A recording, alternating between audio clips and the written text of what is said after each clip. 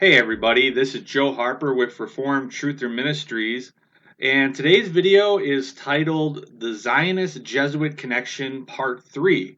So in today's video, we are going to be wrapping up this series that I've done on the interconnectedness of these different secret societies, such as the Zionists and the Jesuits. We're going to be talking about the plans of the secret societies for Jerusalem. We're going to be talking about plans for World War III. We're going to talk about Albert Pike's World War III letter. And we're going to be specifically today getting into the connections between Freemasonry and Zionism. So we're going to be talking about that today. We're going to be talking about how really the symbolism, specifically of their beliefs in the temple and the importance of rebuilding a third temple, is identical. And we're going to be talking about how the beliefs of Freemasonry can really be traced back to Zionism and to Talmudic and Kabbalistic Judaism. So those are things that we're going to document today. Those are things we're going to talk about today. And so that's going to be exciting. It's going to be something that will be cool for us to see and see how really all of this really does come together in a big way. So I hope that you guys are going to get a lot out of today's video, just as how I've gotten a lot of great feedback from both part one and part two. So I'm going to start today by just reviewing very briefly what we've already covered, and then we're going to go in today into the material today. And really, the purpose of today's video, I'm going to start by discussing Pike's World War III letter, and that will pick up where we left off at the end of part two, because we talked about at the end of that video how they are pushing to rebuild the temple in Jerusalem, and it seems that they're trying to even foment a war between the Zionists and the Muslims in order to bring that about. And that we talked a little bit about the location of the old temple in Jerusalem last time. So that'll be the first thing we're going to discuss. And we're going to talk about some of the history of Judaism and look at some of the men who have proclaimed to be the Messiah, the Jewish Messiah, because the central beliefs of Talmudic Judaism today, it hinges upon a denial of the fact that Jesus of Nazareth, Jesus Christ, was in fact the Christ and the Messiah that he professed to be. And so Judaism, it rests on two pillars: the rebuilding of their temple and the looking forward to their Messiah. And there have been different men throughout history who have proclaimed to be the Messiah, and various sects of Jews, they have different views of who that either could have been in some cases or who that will be. So those are things we're going to look at, and then we're going to look at the centrality of the Temple of Solomon in the symbolism of Freemasonry, and then we're going to wrap up at the very end with looking at some of the things that are actually said in the protocols of the learned elders of Zion. I'm going to talk about that document. So this video is going to have 4 parts today. It's going to have the part on Pike's World War III letter. We're going to have the part on Judaism, the part on Freemasonry, and then we're going to wrap up with the protocols of the learned elders of Zion. So that being said, let's just remember that part 1, I'm not going to go into too much more detail, but we talked about how these different secret societies, such as the Knights Templar, or the successor orders to the Knights Templar, or the Spanish Alumbrados movement, that's Spanish for Illuminati, or the Jesuits, or the Freemasons, or the Illuminati, or the Jewish or Zionistic movements, that these movements were really interconnected with each other. And in part 1, we talked about how there really is evidence to see that a lot of the early Jesuits were in fact Jewish conversos, those who ended up proclaiming, at least outwardly, to be a part of the Roman Catholic religion, but their roots really went back to the Jewish faith. And we talked about how one of the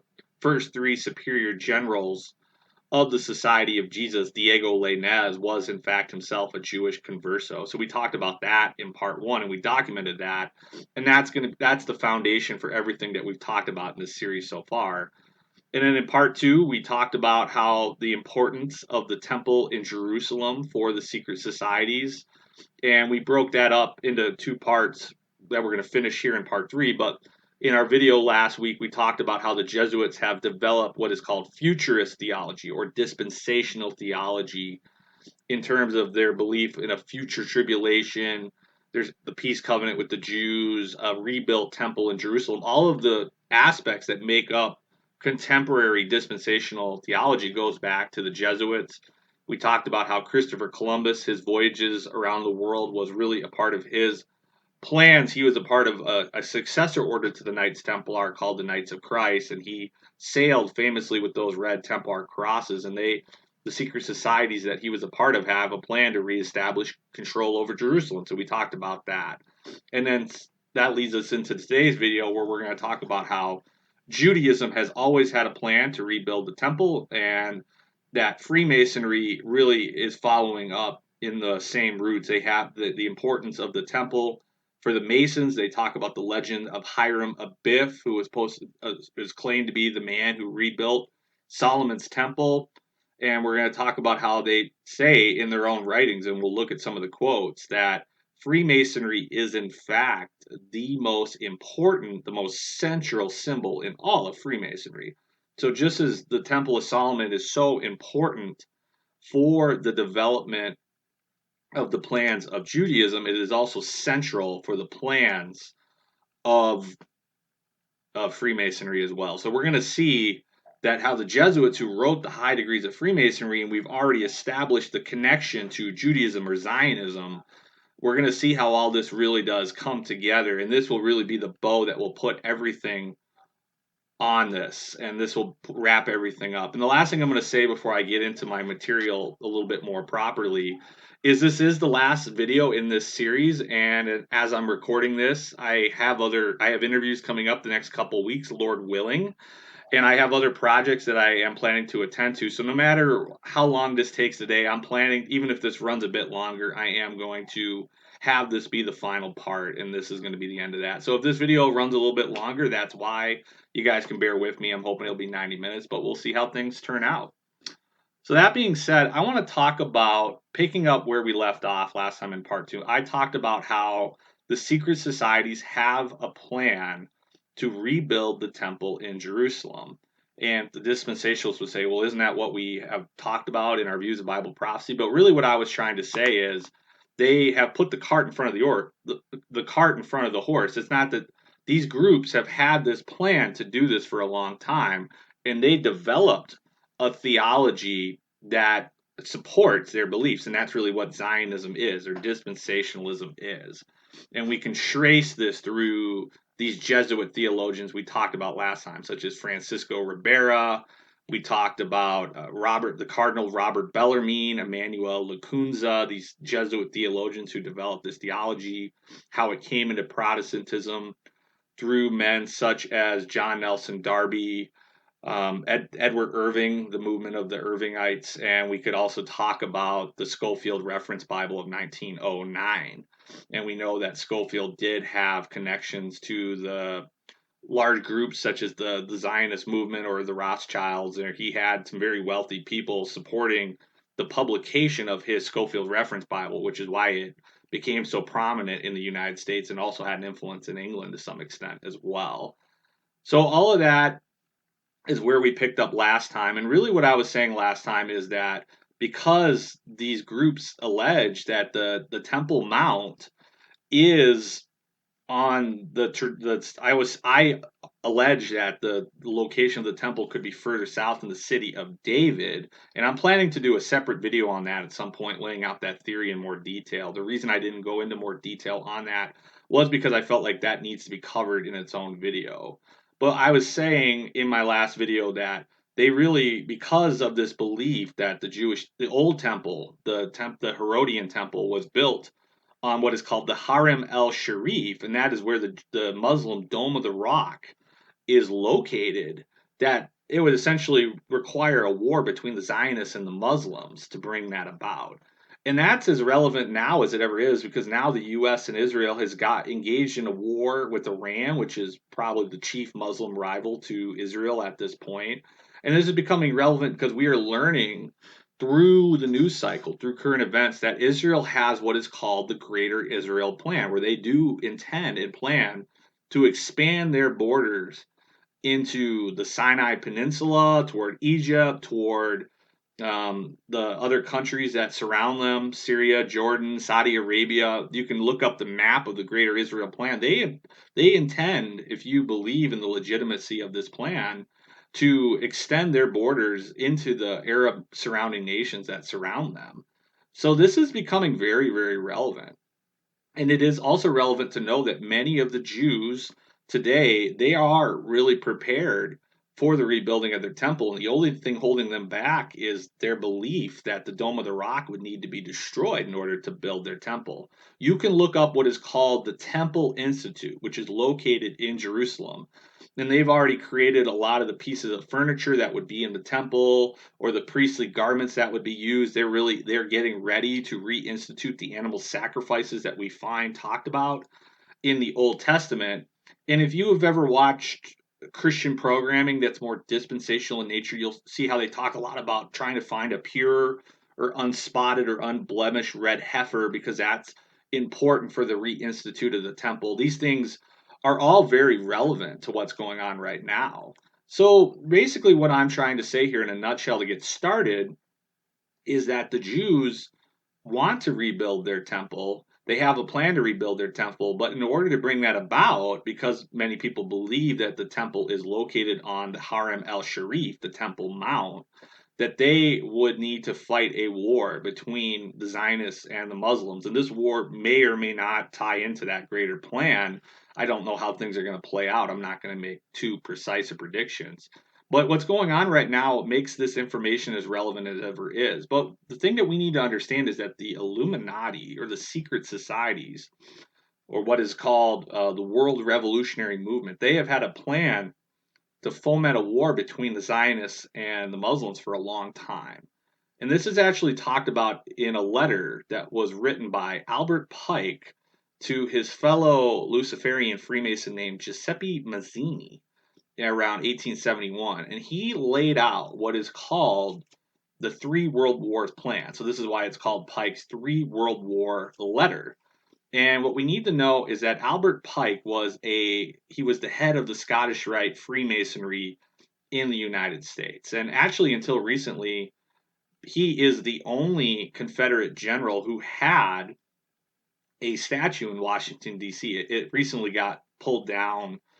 Confederate statues are getting pulled down all across the country due to the cultural and political movements within the United States, as many people want to pull down any monuments pointing back to the Confederacy. But the reason why Pike had a statue in Washington, D.C., which prominently has a lot of Union generals, you can find statues of Ulysses Grant or Winfield Scott Hancock, or obviously the president, the Lincoln Memorial.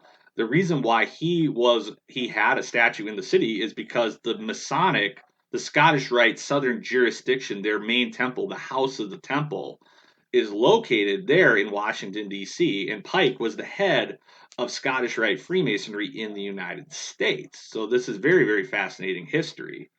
Um, and what we need to understand is that Giuseppe Mazzini was the head of Masonry really in Europe.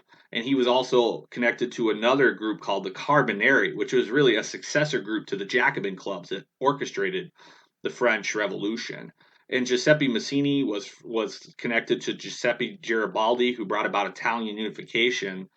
And when you even mainstream historians admit that Giuseppe Mazzini in his writings was talking about uniting Europe together under a united federation of Europe, really the European Union.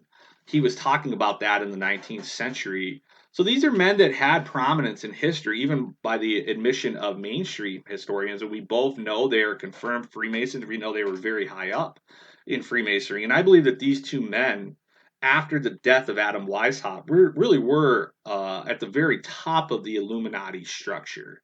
They are really at the top of this entire secret society's world structure, and that they were instrumental in bringing about the orchestration of the Illuminati Masonic structure to bring about the completion of their plan of what's been called the World Revolutionary Movement, where they wanted to create enough chaos through wars and revolutions to unite the world religiously and politically and economically together under what is called the New World Order.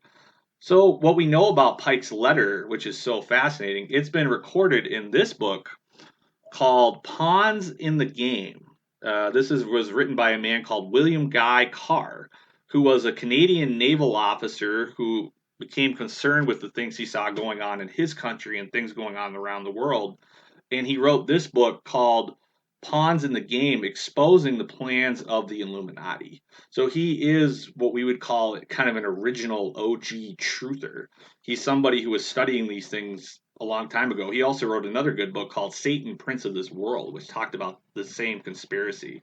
And if you read this book, he goes into a lot of excellent detail talking about how the Illuminati had plans to behind events such as the French Revolution or the Russian Revolution, or their plan to bring about 3 world wars. These are all things that William Guy Carr was talking about. And I'm going to read a quotation from this book in a minute where he talks about Pike's letter to Mazzini laying out a plan for 3 world wars. And the authenticity of this letter from Pike to Mazzini, you can find the transcript of it on the internet relatively easily. And there are some slightly different versions of it. The authenticity of this letter has been disputed. My research has laid out that at one point I do tend to believe that this letter was authentic. And I think the plan laid out in it is certainly the real plan of the secret societies. This letter was at one point supposed to be on display in the British Museum, even though it's not found on display there today. I think they've probably hidden it away. And there was there was a Roman Catholic cardinal who talked about the existence of this letter called Jose Maria Caro, and he was the Archbishop of Santiago, Chile. So there are multiple men who have talked about historically the existence of this letter. But this is going to be fascinating, especially in light of some of the disturbing events going on with the inauguration of this war between the United States and Israel on one side and Iran on the other side. But I think in light of this letter, this will become especially relevant for what I'm going to read here will be relevant in light of what's going on right now. And this will give us a lot of insight into the plans of the secret societies to use this conflict between Zionism and Islam, which I think they want to culminate in fighting around Jerusalem, around the Temple Mount. This is the plan that's been laid out going back even to the 1800s, if not earlier. So this is what I'm reading here is Guy Carr talking about this letter. So it's not the text of the letter, but this is very interesting. So Pike's plan was as simple as it proved effective. He required that communism, Nazism, political Zionism, and other international movements be organized and used to foment the 3 global wars and 3 major revolutions. The first war was to be fought so as to enable the Illuminati to overthrow the powers of the Tsars in Russia and turn that country into the stronghold of atheistic communism. The differences stirred up by the agents of the Illuminati between the British and German empires were to be used to foment this war. After the war ended, communism was to be built up and used to destroy the other governments and weaken religion. World War II was to be fomented by using the difference between the fascists and political Zionists. The war was to be fought so that Nazism would be destroyed and the power of political Zionism increased so that the sovereign state of Israel could be established in Palestine. During World War II, international communism was built up until it equaled the strength that of united Christendom. At this point, it was to be contained and kept in check until required for the final social cataclysm. Can any informed person deny Roosevelt and Churchill did not put this policy into effect? And then here, World War III is to be fomented by using the differences of the agents of the Illuminati to stir up between political Zionists and the leaders of the Muslim world.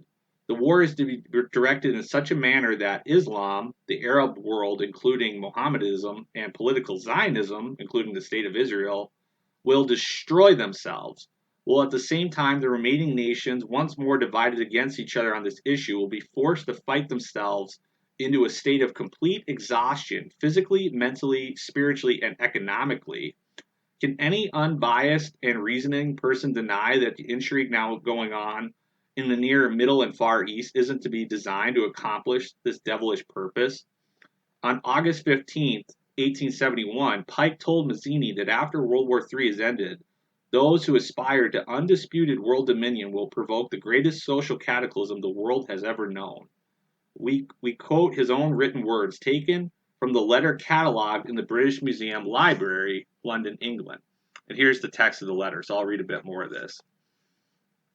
Unquote. We shall unleash the nihilists and atheists. We shall provoke a formidable social cataclysm, which in all its horror will show clearly to the nations the effect of absolute atheism, origin of savagery, and of the bloodiest turmoil. Then everywhere, the citizens, obliged to defend themselves against the world minority of revolutionaries, will exterminate those destroyers of civilization, and the multitude, disillusioned with Christianity, whose deistic spirits will be from that moment without compass, direction, anxious for an ideal, but without knowing where to render its adoration, will receive the true light through the universal manifestation of the pure doctrine of Lucifer, brought finally out in public view. A manifestation will result from the general reactionary movement which will follow the destruction of Christianity and atheism, both conquered and exterminated at the same time. Unquote. So I'm going to stop there. But basically, the letter that Pike laid out is saying that they are going to use they created communism, and then they also created fascism or national socialism or Nazism, whatever term you want to use. So they first, World War I brought about the rise of the Bolshevik Revolution in Russia, and I've documented on my channel historically how the Illuminati, through men such as Lenin or Trotsky or Stalin, these men did in fact bring about the rise of communism through the Russian Revolution, through the Bolshevik Revolution specifically. And then in World War II, they also raise up Hitler and the Nazis. And then these men, they clash these two together. And then the Western allies, which I guess are the least villainous of the three factions, as it were, they ended up aligning with the Soviet Union. Because obviously the United States and Britain, that's where you're going to find the highest concentration of Protestant Christians. They end up in this war as well, but their hands aren't clean because we know that Churchill and Roosevelt were also Freemasons as well. And so they clashed that together, and the result of the end of World War II is the creation of the State of Israel in 1948. And now we're seeing them push for this Third World War.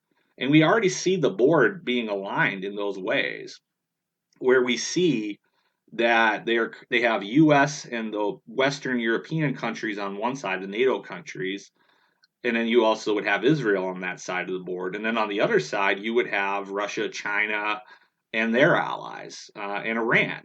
So is the current war going to blow up into World War III? I don't know. I would certainly pray against that. But we see what they're trying to do, and we see how it lines up exactly with what Albert Pike wrote. And this is why I tend to believe in the authenticity of the letter. When you read the letter, I've always wondered, how could did they really have all these terms that were being used in in that letter, Zionism or fascism or Nazism, like, did they have all that knowledge at that point? And it gets difficult. But when you look at it though, things have gone, and this book is written, this is decades and decades back. I think I should look at the publication date of this, but I think he originally wrote this around the 50s, and this is just coming to pass in such astonishing detail that William Guy Carr really knew what was going on. So this shows that this does seem to be the plan of the Illuminati. So that being said, that's kind of the introduction to that sets the stage for the rest of this video. I'm going to switch gears here at this point, and I want to talk a little bit more detail about the religion of Judaism, of Zionism, and I want to get into some of the facts surrounding their belief in the need to rebuild the temple and the coming of their Messiah. So this is going to be fascinating. Now, we've already talked about what we need to understand is, even though there are different subsects of Jews, the majority of Jews today believe that the rebuilding of their temple is necessary for their Messiah to come. So this is why the rebuilding of the temple is of such importance to them, amongst other reasons. But they believe that this is very necessary. And then as we're going to look through history of some of the men who have claimed to be the Messiah, and we'll get into some of the beliefs of some of these men have been tied to things like Kabbalism or the Kabbalah. And this is going to give a lot of context to what we see going on right now, especially as we get more into the modern day. But before we get into that, I want to read two verses of scripture. I want to read Mark 13:6 about, it's fascinating how Christ's words about how false Christ would come And I believe these words that I'm going to read specifically are referring to the events leading up to the destruction of Jerusalem in 70 AD. And we see that Christ's prophecy, just as we were talking about last week, how Christ's prophecy about how not one stone of the temple would be left upon another, we saw how those words of Christ have been fulfilled prophetically in perfection, despite how the Zionists today may try to deny that by claiming that the stones up on the Temple Mount are connected to the temple, even though I believe they are not. Now, in like manner, Christ's prediction that men would come after him, these men that we can legitimately call antichrist, false messiahs, would come and claim to be the Christ, claim to be the Messiah. And Jesus warned his followers to not be deceived by these men, not to go after them, to have nothing to do with them. We're going to see that the history of Judaism really is a testament to the accuracy of Christ's words. Now, that being said, I want to turn to Mark 13:6.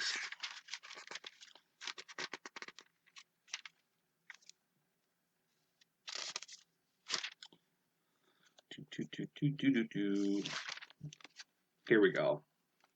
And I would encourage everybody to read Mark 13 in its entirety. It's really worth it. You see the context of it. But here, Mark chapter 13, verse 6, it says, these are the words of Jesus. For many shall come in my name, saying, I am Christ, and shall deceive many. And then I'm going to scroll ahead here to verse 21 and 22 as well. And then if any man shall say to you, Lo, here is Christ, or Lo, he is there, believe him not. For false Christs and false prophets shall rise, and shall show signs and wonders to seduce, if it were possible, even the elect. And I'm going to go through the history of some of these men in a second. We'll see how that is fulfilled. I think, like I said, these events are talking specifically about leading up to the destruction of the Jewish temple in 70 AD. But I also think that it's also fair to say that the principle, the warning of Christ to not be deceived by men who come later in history, even who claim to be the Christ, that warning is still relevant today, even if the historical context of Matthew 24 and Mark 13 is the first century. The warning, the principle is still, it's universally applicable.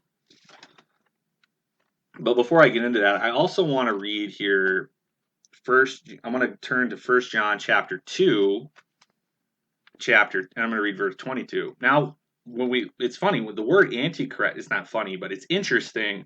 The word antichrist in scripture, and a lot of the passages that we will talk about antichrist, which is still relevant, we'll talk about 2 Thessalonians 2, which actually talks about the man of sin. Or in Revelation, it talks about the beast in Revelation 13, or the whore that's described in Revelation 17. But those words in the Greek, you don't find the word antichrist there, but you do find it in 1 John 2. And what we need to understand is that the word antichrist has two meanings. It refers to somebody who stands against Christ or stands against the teaching of Christ, but the word anti also means to take the place of. So somebody who claims to be the Messiah or to be the Christ is in fact antichrist. This is why I've said time and time again on this channel that I believe that the Pope of Rome, claiming to be the head of the Christian church, sitting in the professing church, in the Roman Catholic Church, is Antichrist, a fulfillment of the prophecies of Antichrist. And even though we're not going to talk too much about Rome today, we're really focusing more on the religion of Judaism. I just wanted to make mention of that. But we're going to see here that these men throughout history who have claimed to be the Messiah or be the Christ are in fact biblically are also fulfillments of Antichrist. And the Bible tells us that there are many Antichrists. So I'm going to read verse 22. 1 John chapter 2, verse 22. Who is a liar but he that denieth that Jesus is the Christ? He is Antichrist that denies the Father and the Son. I'll read verse 23 as well. Whosoever denieth the Son, the same has not the Father. But he that acknowledges the Son hath the Father also. So we see here that if somebody claims to know God but denies Jesus Christ, they in fact do not know God. And many religions around the world and many people today in the modern era, they are offended by the exclusive claims of Jesus Christ. That Jesus Christ is God. He is the second member of the Trinity, God the Son. He is the King, the King of Kings, the Lord of Lords. He is the one whom we look to, whom we worship and serve as Christians. And the other religions of the world and the peoples of the world in rebellion against God are so offended by this. But this is the explicit teaching of Scripture. And before I move into the history of some of these messiahs in Judaism, I want to read here from the commentary of John Gill, his Bible commentary. I'm going to read just a little bit of this, and this is from his commentary on 1 John 2:22. And he just says here in this quote I'm going to read how those who make these men who claim to be the Messiah or the Christ themselves are in fact antichrist. So the text of the text we just read, 1 John 2:22, the text says, "Who is a liar but he that denieth that Jesus is the Christ?" And then the comments under that say, these are the words of Gill, "or that very Christ and true Messiah, who is spoken of by all the prophets since the beginning of the world, and so much and so long desired by the Old Testament saints. He that denies that Jesus of Nazareth is the Messiah of the prophets is not indeed the only liar in the world, but he is the greatest of liars. This is a consummate lie being opposed to a glaring truth, to a fact clear and indisputable, which rests not merely on the testimony of Jesus, who is truth itself, and who in the express words more than once declared and asserted himself to be the Christ, but all the characters of the Messiah. Everything that is said in him, in the prophets, meet in Jesus, and the miracles which were done by him are flagrant proofs and undeniable evidences of his being the Christ of God. And all the apostles believed and were sure that he was Christ, the Son of the living God, to which may be added the testimony of John, who was sent and came to bear witness of him, and did, and who was a prophet, and a man of great probity and integrity." So I'm going to stop there. But he goes, his comments go further on. But a little bit further down, he also says the part of the text that says he is Antichrist that denieth the Father and the Son. And then Gill says, "that denies the Father of Christ to be the creator of the world, but asserts it and was made by angels, as some ancient heretic did, or that the Father of Christ is not the God of the Old Testament, as Marcion did." I'm going to stop there. But he goes on to say how those who deny the Son, they are in fact Antichrist. And that's the point we're trying to make. And that's very important as we're going to look at how these men claim to be these men who have claimed to be the Messiah. They deny that Jesus is the Messiah and they make this claim for themselves. They do in fact meet the biblical description of Antichrist.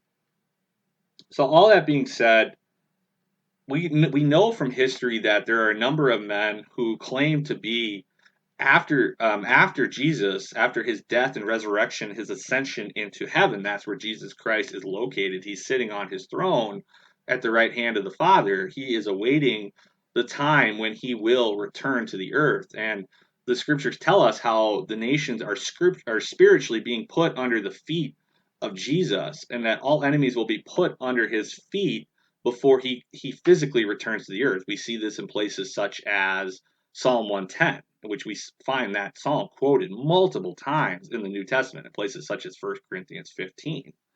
But now that Jesus is died and resurrected, there have been a number of men in the history of Judaism have come who have claimed to be the Messiah.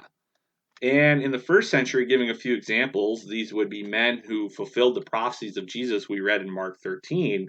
There was a man named Theudas, and he led a Jewish revolt against the Romans 44 to 46 AD. And then there was another man named Judas of Galilee who led another revolt against the Romans, and that would be 66 to 70 AD.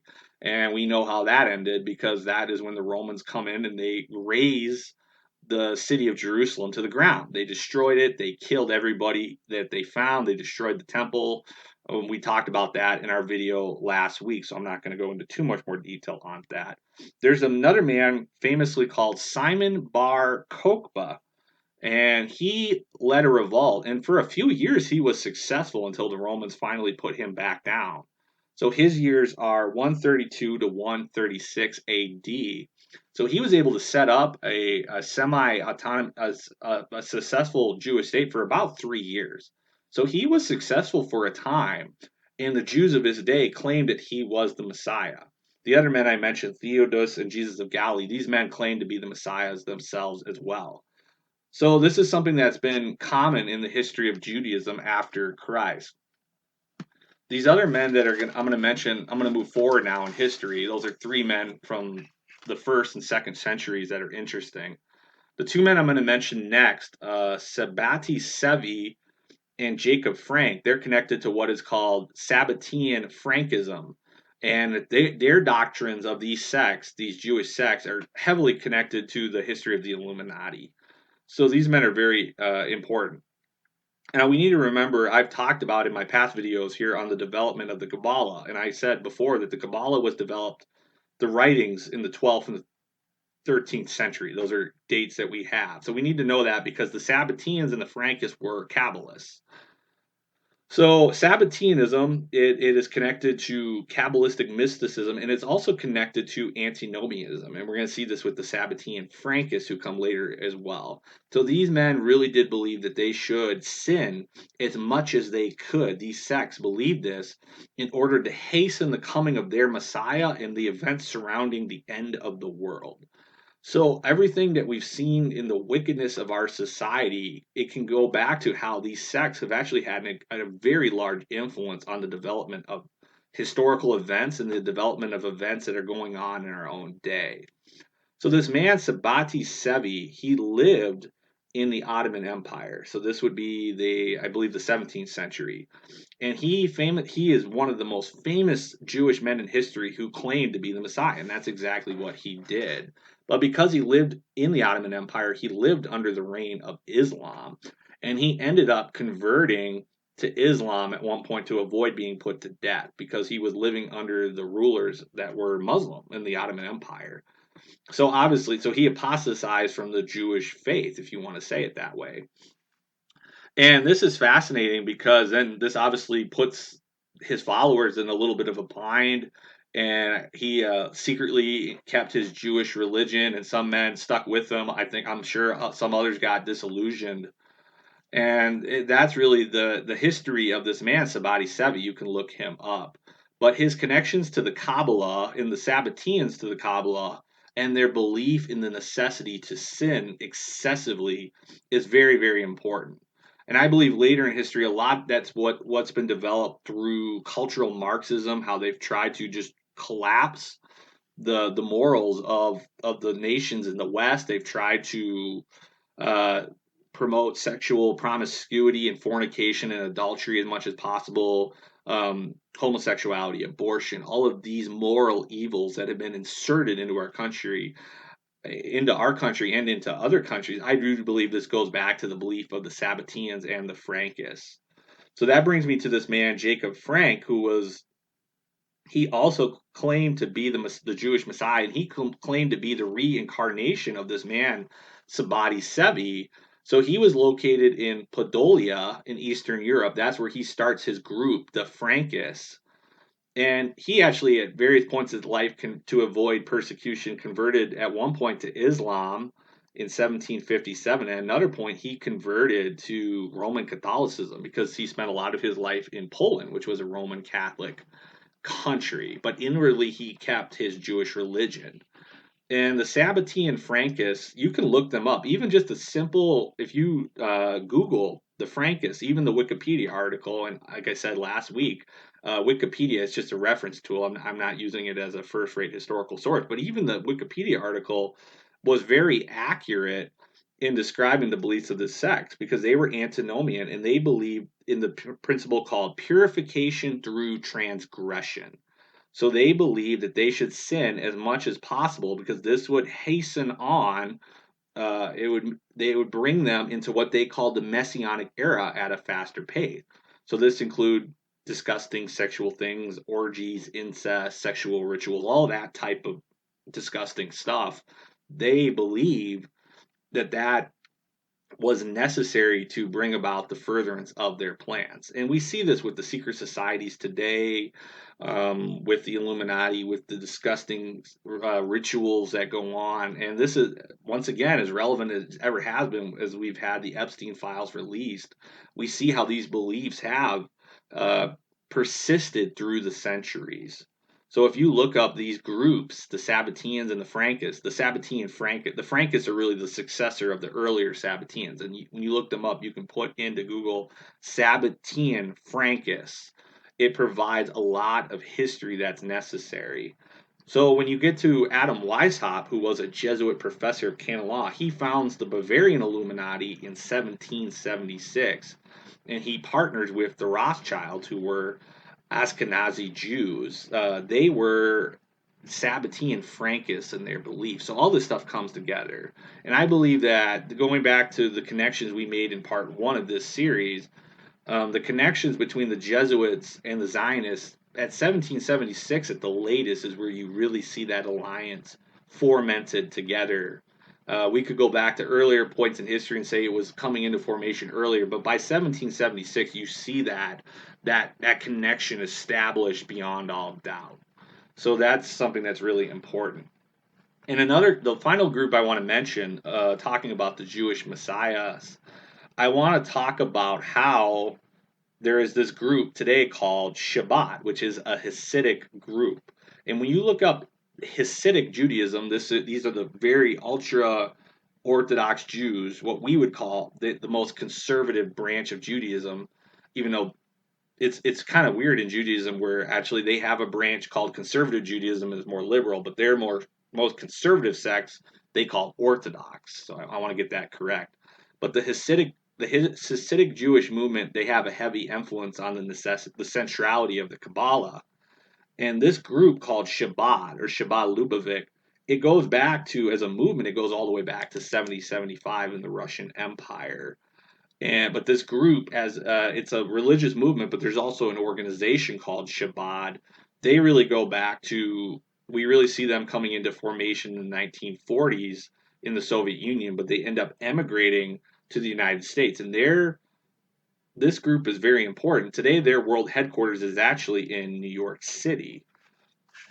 And there's a rabbi, which I think that Christians should know who this man is. And it's fascinating to me. So I consider myself relatively well read historically. I had no idea who this man was, that I'm going to mention here. His name is Rabbi Menachem Mendel Shershin. And many Jews, many of his followers believed that he was the Messiah, and many still believe that he is the Messiah, and they are in fact awaiting his reincarnation or his resurrection.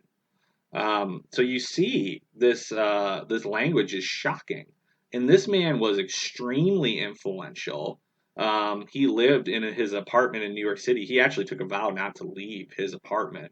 But his followers would have been allowed into the Oval Office and had meetings with multiple presidents. There are 5 presidents in particular I looked up who you can find statements online how they praise this rabbi who was the head of this group called Shabbat. Jimmy Carter, Ronald Reagan, George H.W. Bush, Barack Obama, and Donald Trump all have made statements honoring Rabbi Schneerson. And Jimmy Carter, if you look up, we have a national holiday called National Education Day, which is in honor of this rabbi named Schneerson. And I believe the date of this holiday, if I remember correctly, is even on this man's birthday. So this is a man who has had an extreme influence on American presidents. And the other fact about this man is that this man, Shearson, was a mentor to Benjamin Netanyahu in the 1980s. So we see connections to the modern state of Israel, even at the highest levels of their government. We see connections to the American presidents operating in the modern times in the United States. So this group here, once again, connected to the Kabbalah, to the beliefs in the necessity of the rebuilt temple, everything that we've been talking about. This group Shabbat, I believe, is actually one of the most powerful Zionist organizations today. So I would really highly recommend researchers who research the type of material I do to look into the group Shabbat and also look into the rabbi called Menachem Mendel Schneerson. You look him up, he very, very prominent. This is a very important group that should be looked into. So here in the next section here, we are going to look at the connections of, we're going to look at the quotes of Freemasonry, and then we're going to conclude with talking about the learned elders of the Protocols of Zion. We now come to the final section here on Freemasonry, and then we're going to talk about the protocols of the learned elders of Zion to wrap up. And this will come full circle to what we were talking about with World War III in Pike's letter to Mazzini, written in 1871. And basically, what we need to see here, we've established that Judaism, the two central beliefs that come up in their religion is they obviously, the first thing is they believe in the necessity of rebuilding their temple. We've established that. That's number one. And the second point that's central to their religion is they deny that Jesus of Nazareth is the Messiah, so therefore they are still looking forward to their Messiah. And we've looked at how various men throughout history have made this claim, and some of these men have connections to the secret society through the Kabbalah. Sabbati Sevi and the Sabbatians is very relevant to this history that we've been talking about related to these secret societies. Jacob Frank and the Frankists, the Sabbatian Frankist, is very relevant to our studies on this topic of the secret societies. And this Rabbi Schneerson, who I mentioned, and the group Shabbat, which I think is connected to the worldwide Zionist movement. So these are all men that are important to understand historically. But now we come to Freemasonry. And what we're going to see here, there's two things that we need to understand to show that Freemasonry, which the high degrees of Freemasonry, the Scottish Rite, were written by Jesuits at Claremont College in the 17th century. And this will make a lot of sense in light of what we talked about in part one, how there is this connection between Zionism and the Jesuits that we laid out in detail in part one. So we're going to see how all of this really comes together. And what we need to understand is, first off, that the Temple of Solomon is perhaps the most important symbol of Freemasonry. I'm going to read a quote here from Albert G. Mackey, his Encyclopedia of Freemasonry, to document this point. And the other thing we need to understand is that that Freemasonry believes its entire premise is built on the principles of the Kabbalah. And we know that this was said in multiple times in the writings of Albert Pike. So we see here the connections between Zionism or Judaism and Freemasonry, because the symbolism in the teachings is more or less the same. And this is why, as much as I am staunchly opposed to Nazism and all that, and Nazism in World War II, it was the on the one side were the communists in Russia, and then Hitler on the other side. He was saying, "Oh, Freemasonry and communism is connected to Judaism." And they aligned themselves with the Catholic Church and the Jesuits. Mussolini and Hitler signed concordats with the Vatican. Well, they were looking at some of this type of material and they were calling that out, and then they were the evil on the other side. And we read from Pike's World War letter how the Illuminati funded both sides. But the point I'm trying to make here is there are connections between Zionism and Freemasonry because the symbolism and the teachings is the same. And that's something that we need to understand in order to understand what's going on in the world right now. There's an old saying that a broken clock is right twice a day. And that's true, that when various groups can call, and then we see this today. You take the MAGA movement, and my friend Peter and I, we have shown the severe issues with Trump, but when it was calling for populism and the opposition to globalism and the uniting of the nations together, it's the same thing. A broken clock can be right twice a day, and certain statements can be true, but you still got to step back and look at the big picture. And that's true with the complicated events that go on with history. But the point I'm trying to make in so many words is that when you study Freemasonry and you study the rituals and the symbolism and how it goes back to the Kabbalah and it goes back to the Temple of Solomon and how the Masons are awaiting the rebuilding of the temple just as Judaism, so you see the connections between Zionism and Freemasonry. And just about how last week in part two we talked about how the Jesuits developed futurism and those connections, and in part one we talked about the connections between Zionism and the Jesuits. Now we're seeing here the connections between Zionism and Freemasonry. So this is very important. So I have a quote here that I have from Albert G. Mackey on the centrality. Let's see if I didn't lose it here. Okay, here I got it. Perfect. So this is from the Encyclopedia of Freemasonry, you can look this up on its own. If you go to the section on the temple, you can find the quotation that I'm going to read here. And basically, what this quote is saying is that the Temple of Solomon is one of the most important temples. And really, all the Masonic lodges are pointing back to the Temple of Solomon. And we know that Freemasonry more or less claims to be successors of the Knights Templar. And we talked about how the Knights Templars had their headquarters on the Temple Mount during the times of the Crusades. We could talk a lot about the legend of Hiram Abiff. You can look that up. Hiram Abiff is claimed to be the man who built Solomon's Temple. And the rituals of Blue Lodge Freemasonry, the first 3 degrees, get into how these men struck down Hiram Abiff. There's a whole legend surrounding that you can look up. And that he's supposedly one of the first or the first Grand Master of Masonry. So they go back to Hiram Abiff. That's all relevant to the Temple of Solomon. And this is something that we need to realize. So let me read this from Mackey, and this quote will show what I'm talking about. In Freemasonry, the Temple of Solomon has played a most important part. Time was when every Masonic writer subscribed with unhesitating faith to the theory that Freemasonry was there first organized, that there Solomon, Hiram of Tyre, and Hiram Abiff presided as Grand Masters over the lodges which they had established, that there the symbolic degrees were instituted and the systems of initiation were invented. And from that period to the present, Freemasonry has passed down the stream of time in unbroken succession and alter form. But the modern method of reading Masonic history has swept away this edifice of imagination and unsparing hand with an effectual power, as with the Babylonian king. And when you read here, Albert G. Mackey, he talks about how he distinguishes some of this may be history and some of this may be a legend or allegory, but something they still hold to be of important. But what we need to understand is the symbolism of the temple is central to their belief system. So scrolling down a little bit here. Okay, so here is the quote from Mackey that I want to read. During the long period in which the hypothesis was accepted as fact, its influence was being exerted in molding the Masonic organizations into a form closely connected with all the events and characteristics of the Solomonic Temple. So right here is the important part.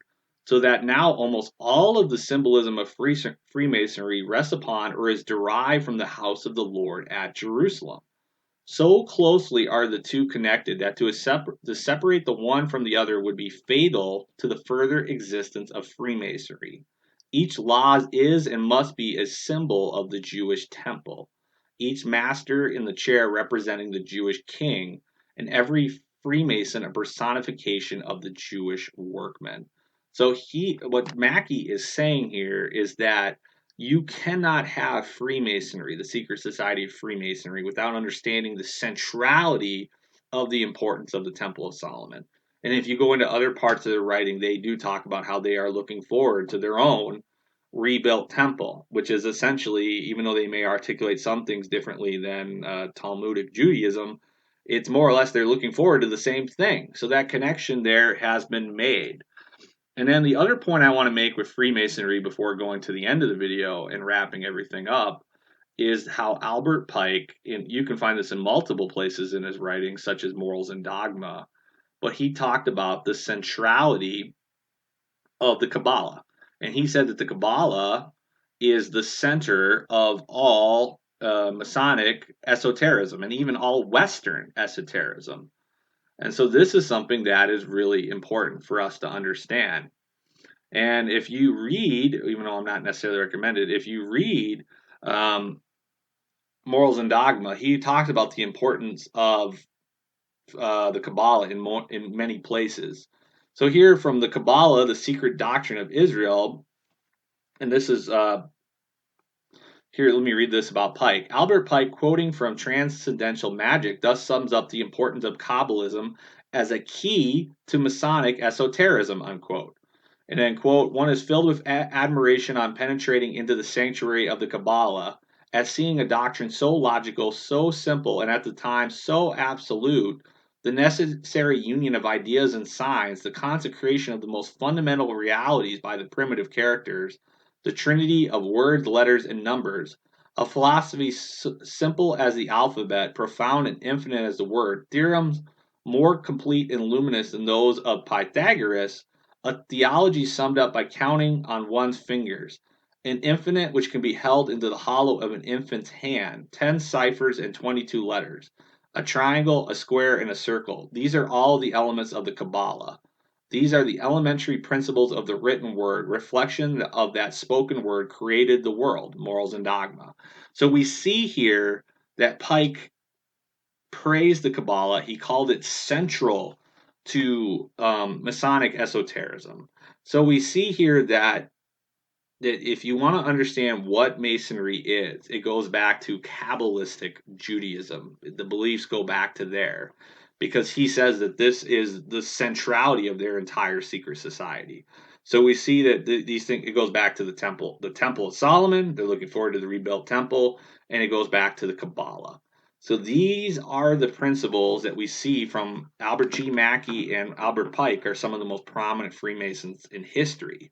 If you were a member of a Masonic lodge, which as a Christian would be sinful, but if you read their books, you're going to read Mackey and you're going to read Pike.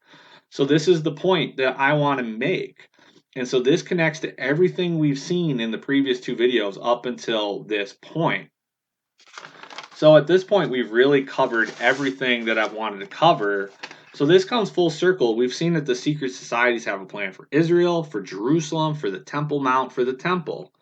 And really the last thing I want to read here, how it seems we read in Pike's letter how they're trying to bring about these social upheavals. They're trying to destroy Christianity. And really they're trying to really bring about their Luciferian New World Order. I want to read here from this document is called The Protocols of the Learned Elders of Zion. And this is fascinating. The group Shabbat I mentioned, many researchers believe that Shabbat is the successors to these learned elders of Zion who wrote this document. This document came out in 1905. As a researcher, I used to believe that it was a forgery written by the Jesuits specifically, but in light of all this material I've laid out of the connection between the Jesuits and the Zionists, I've seen that there's problems with that. And if you read books on Jesuit morality, you read The Secret Instructions of the Jesuits, which is a book I've talked about before on this channel. And I actually have that book right here.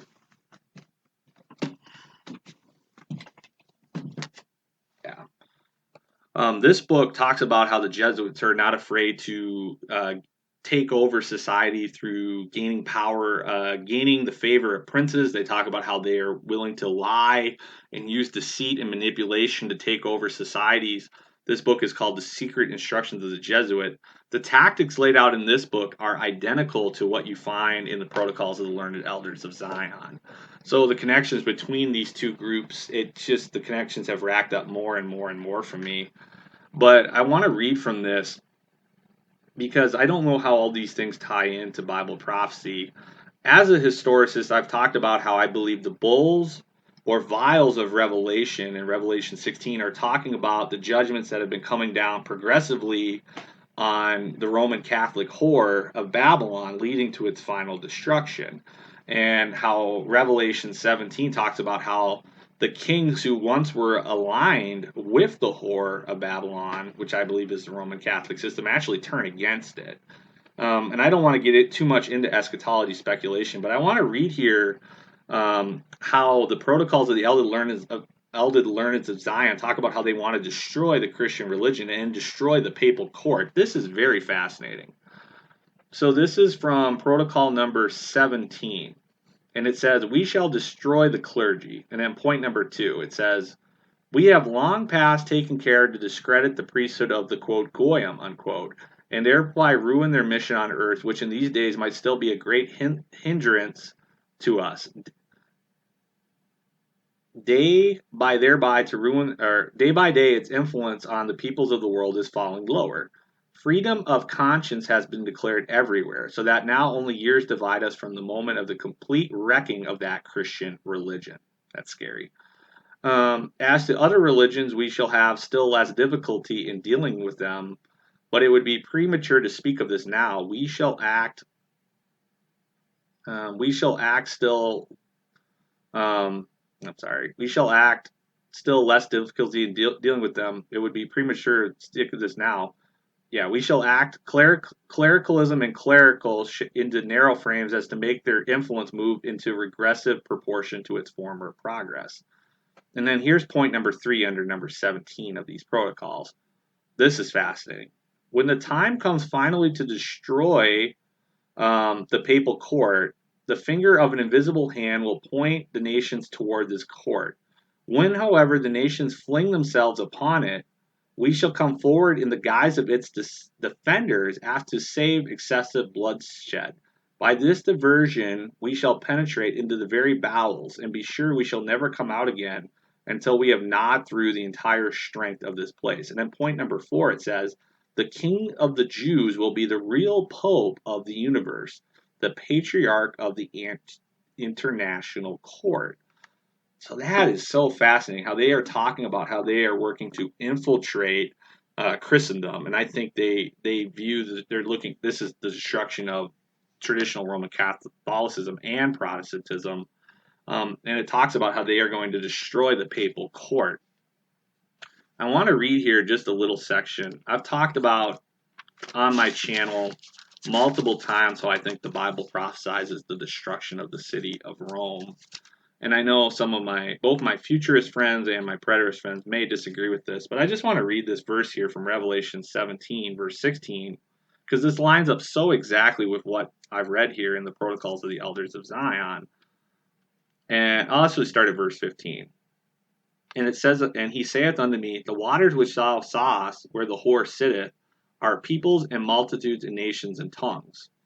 And in verse 16, and the 10 horns which thou sawest upon the beast, these shall hate the whore, and shall make her desolate and naked, and shall eat her flesh, and burn her with fire.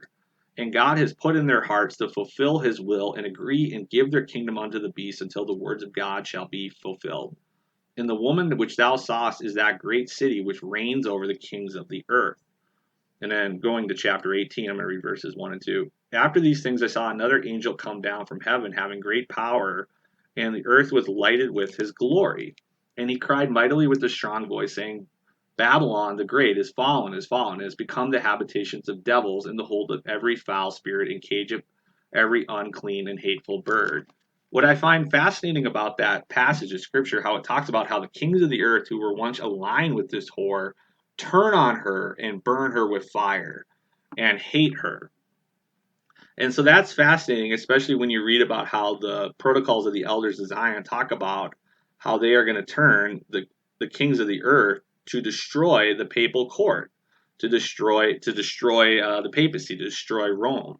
So these things are fascinating, and you could also look up, if you look up the Masonic document called Alta Vendita, where it talked about how the Illuminized Freemasonries wanted to infiltrate, which I think was led through the Jesuits. They've infiltrated more and more into further sectors of the Catholic Church and have pushed it in the directions they wanted to go. And that's led to things like the ecumenical movement and the interfaith movement of Vatican II in the 20th and 21st centuries. I've talked about a lot of this before on my channel. But it's just amazing how all these things come together. So whether you agree with my prophetic views or not, it is fascinating how we do seem to be moving. We're living in times where we do seem to be moving toward the very Third World War that Pike was talking about. We do seem to be moving toward a time where it does seem that Zionism has a lot of power, and they may, in fact, be what God uses to destroy the papacy. That may, in fact, be how things play out. I don't know. I'm just speculating. Take it for what it is, guys. It's speculation. I'm not trying to make prophetic statements that I can't back up. But it's amazing to me, as we've gone through the history in this material, the things that we've learned about the Epstein files, about the war between Israel and Iran. When you look at all this history we've covered in this video, it explains so much of what's going on in our world right now. It provides a lot of context of what we're dealing with. And it just shows that understanding these secret societies is important for Christians. Is it as important as knowing your Bible well and knowing the teachings of Scripture? No. I mean, obviously, the first thing we should be doing is spending time with the Lord and praying and reading Scripture and understanding the spiritual things of God. But Hosea talks about, my people are destroyed for lack of knowledge. And I think lack of knowledge of these secret societies is harming the discernment of the Christian church, especially when the leaders and the pastors, they scoff at and ridicule members of churches that are trying to point point these things out. The watchmen on the wall are often the people that get ostracized and pushed out. And I'm not going to comment on that too much at this point because that's not the point of this video. But we need to be sharing this material with others, whether it's through the stuff I'm sharing or through the books and the articles you can find online. There's a lot of great information on this material, guys. So I just think this is important. This is something we should be looking into. So all that being said, this is what I have today. This is the final section. This is part 3 of my series, the Zionist Jesuit Connection. I hope this has been helpful for you guys.